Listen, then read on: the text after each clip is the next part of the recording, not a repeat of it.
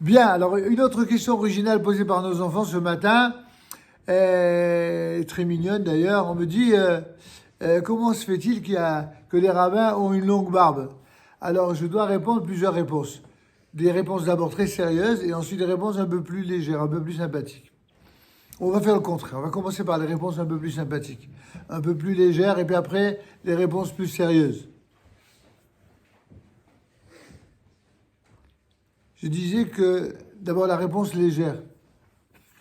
Les rabbins qui ont une longue barbe, en général, il y en a deux catégories. Il y a ceux qui sont des très très très très grands sages et d'autres qui sont très très très peu sages. Ça, c'est la réponse légère. Ça veut dire qu'il y a certains qui laissent leur barbe pousser par véritable piété. Ils ont une grande chorma, une grande sagesse. Et pour des raisons kabbalistiques, ils considèrent que dans les poils de la barbe, il y a une véritable contenu, un contenu moral et spirituel qui crée des liens avec tout ce qui existe de spirituel. D'abord Dieu, bien sûr, le peuple, mais même les gens bien parmi les nations. Et c'est pour ça qu'ils entretiennent une barbe longue. Alors, en l'occurrence, votre rabbin, lui, c'est pas pour cette raison, c'est parce qu'il n'a pas eu le temps d'aller chez le coiffeur, c'est tout. Mais en l'occurrence, il n'y a pas de mitzvah d'avoir une barbe longue.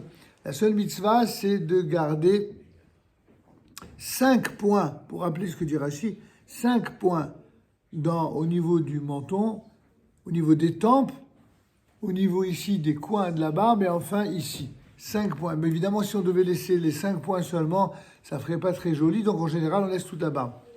Vous avez compris? Et même la moustache n'est en fait pas obligatoire.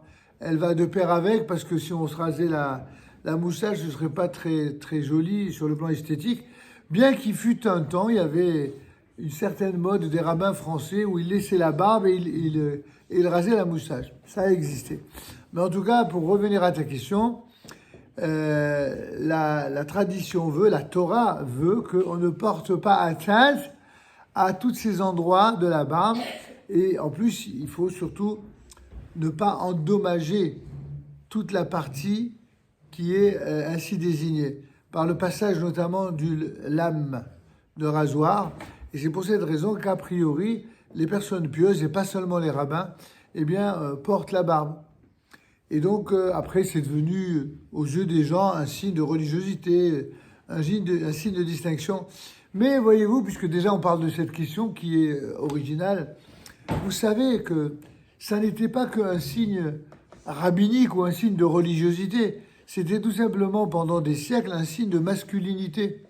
Chez les non-juifs, qui n'étaient ni rabbins, ni même curés, ni rien, ce que vous voulez, ils portaient la barbe. Ils portaient tous la barbe. Pendant des siècles et des siècles, les hommes portaient la barbe. Mais de toutes les cultures. Pourquoi? Parce qu'il était tout aussi évident pour un homme d'avoir la barbe que d'avoir des cheveux qui poussent. Ça faisait partie d'un signe de masculinité, ça veut dire de montrer qu'ils étaient des hommes.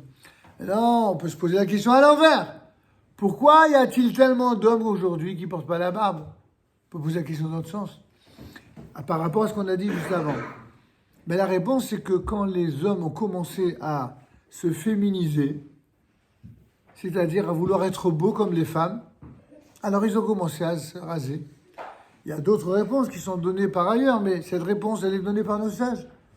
Le fait que les hommes ont commencé à systématiser le fait de se raser, c'est simplement le fait de vouloir effectivement ressembler à la beauté d'une femme. Puisqu'une femme, d'après la tradition juive, elle est effectivement, naturellement belle. Dieu a fait en sorte que les femmes, elles aient une beauté qui ne soit pas qu'une beauté intérieure, qui soit aussi une beauté physique. C'est-à-dire qu'elle soit agréable à voir. Sauf que cette beauté physique, d'après la tradition juive, elle n'est respectable. On a dit tout à l'heure qu'il y a des choses qui sont respectables et d'autres qui ne le sont pas.